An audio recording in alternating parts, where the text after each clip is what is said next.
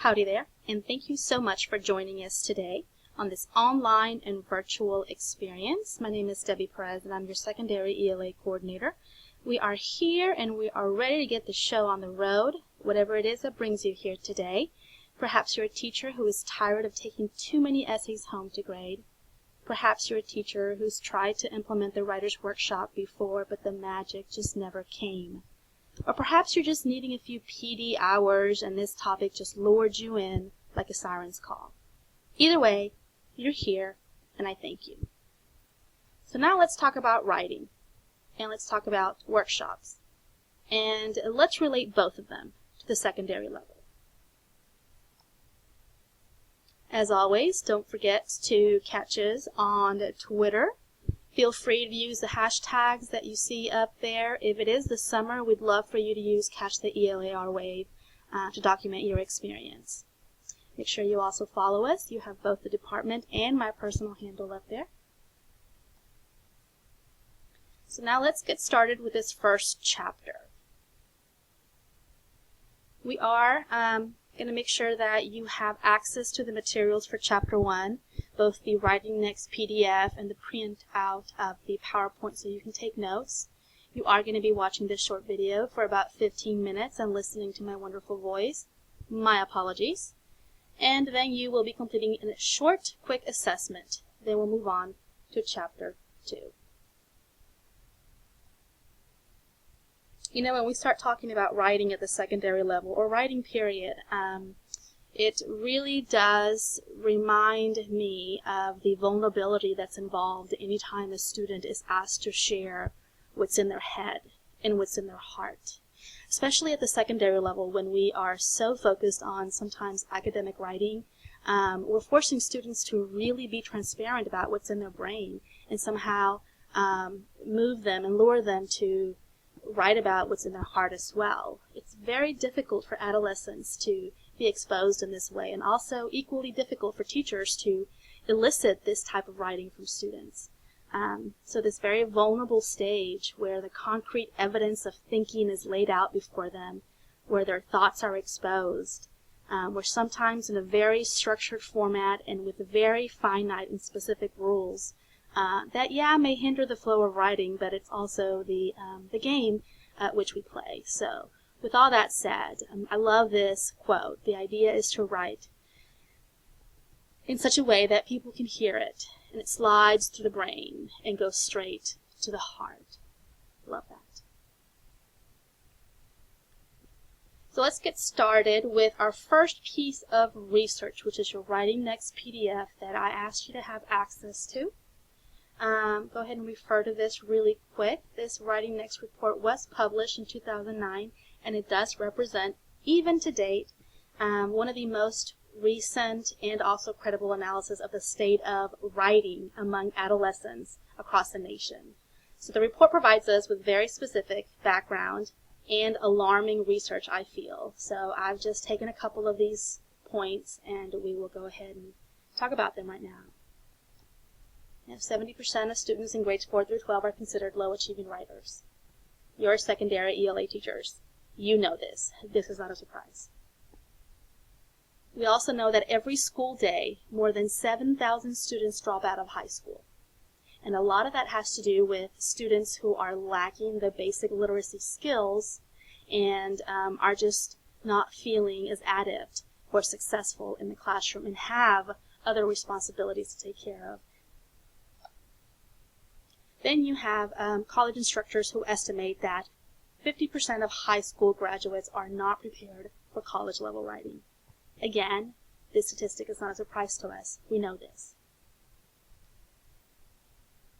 As a meta-analysis, Writing Next specifically quantifies the strength and consistency of different types of approaches out there when it comes to writing, and it produces what he calls an effect size. And that basically tells us how strong the effect of a certain strategy is on achievement and on learning.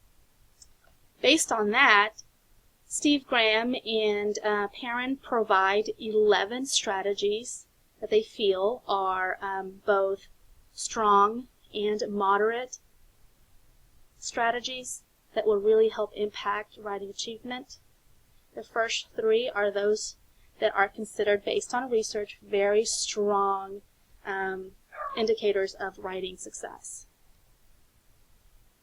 Interestingly, 4 of these are very natural approaches that help define and translate to a writer's workshop.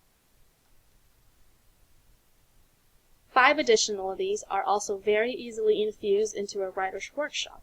So what you end up with is a lot of these strategies that are being mimicked or are being utilized in the writer's workshop. And that's important to know, because you don't want to be working on something that research says is not going to produce results. So let's talk about what the writer's workshop is. Simply, the writing workshops are a framework for writing instruction and continued practice in the classroom. In a nutshell, that's what it is: a framework for instruction for students to be able to practice their craft continually. Simple enough. Now, specifically, what does that translate to? A writing workshop is an instructional model that views writing as an ongoing process in which students follow a given set of procedures for planning, drafting, revising, editing, and publishing their writing. So again, we've got the model. Again, they're continually practicing, but they're offered a specific set of procedures that they've practiced along the way in some way, shape, or form. And now they're independently owning these strategies and applying them in their own writing, and in doing so, growing as writers. It thus allows students to be at various stages of the writing process at one time. So that sounds nice, and you may be on board with all of those definitions, but let's just go ahead and address the elephant in the room.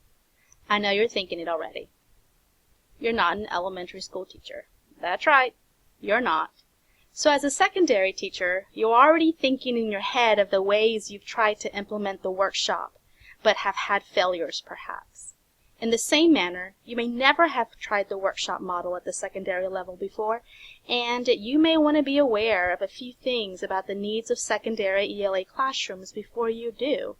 Success of the model requires awareness of these roadblocks, I guess you could call them, that exists within the secondary classroom, that sometimes seemingly deters the implementation of the writer's workshop. So what are those roadblocks? Well, let's talk about just a few of them.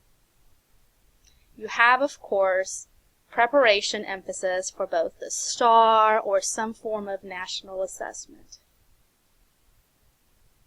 You have 120 to 150 students each year. I know it. You have very rigorous and complex, specific academic writing demands at the secondary level that you may not have at the elementary level. You also have 50-minute classrooms at best versus a whole-day implementation model for literacy. And then you have specific behaviors from our lovely secondary students. So since the formalization of the workshop model in the 50s, really, and its evolution with the practices that have been defined by contemporaries like Nancy Atwell or Calkins or even Penny Kittle, we try and we try and we try, and somehow these roadblocks simply leave us with the echo of Gandalf's words to the demon when he says, "You shall not pass."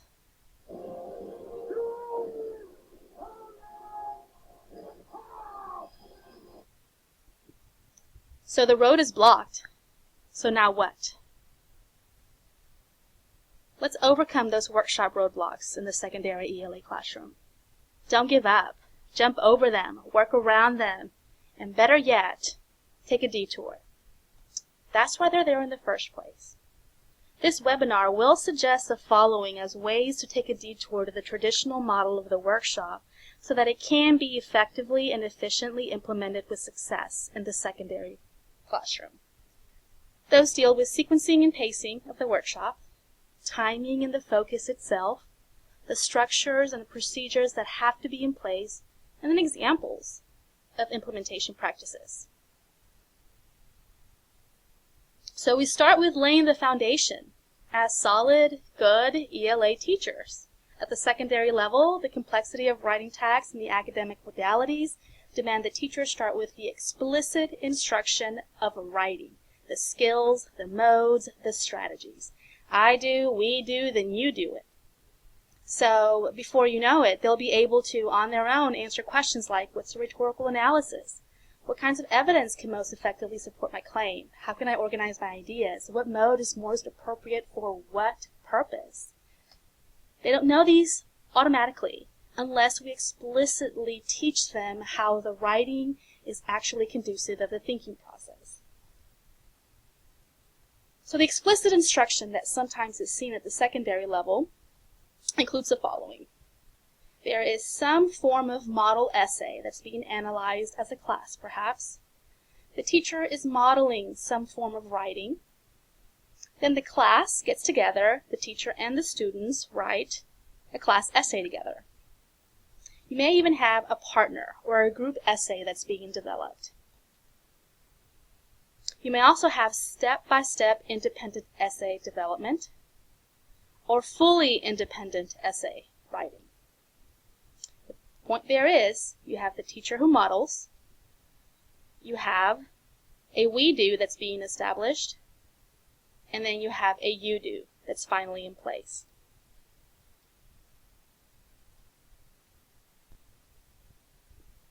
So when a mode or type of essay is taught and teachers feel comfortable that students are making progress, it is time to move towards the writer's workshop. This is a suggested change from the traditional workshop model, which begins with all students at the writing workshop level.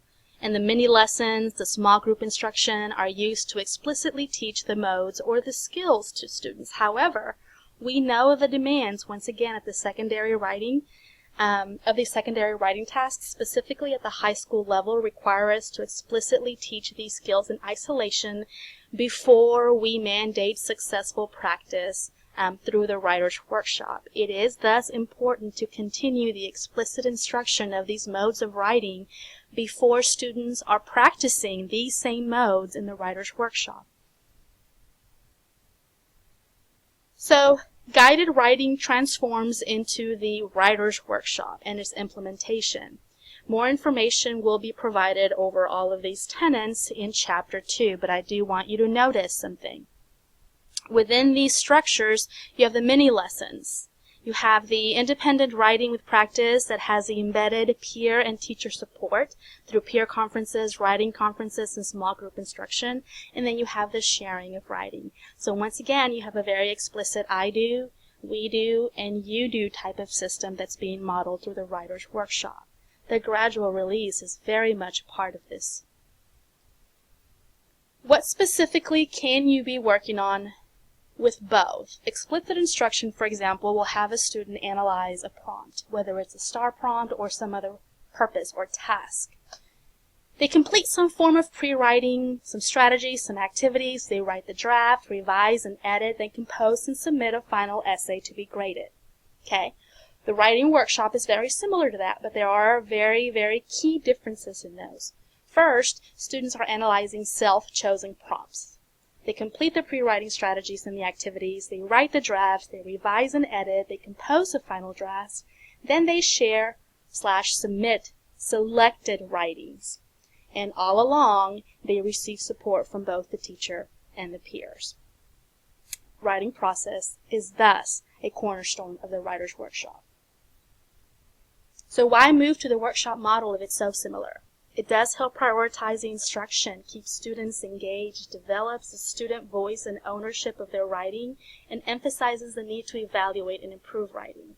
Of course, you're able to address the abilities and interests of multiple students, and you are able to emphasize the gradual release and writing process over and over again. And one of the most important, I feel, is it does cut down on your grading time when you are aware of what's happening in the students' essays and when you're actually helping them become a better revisers.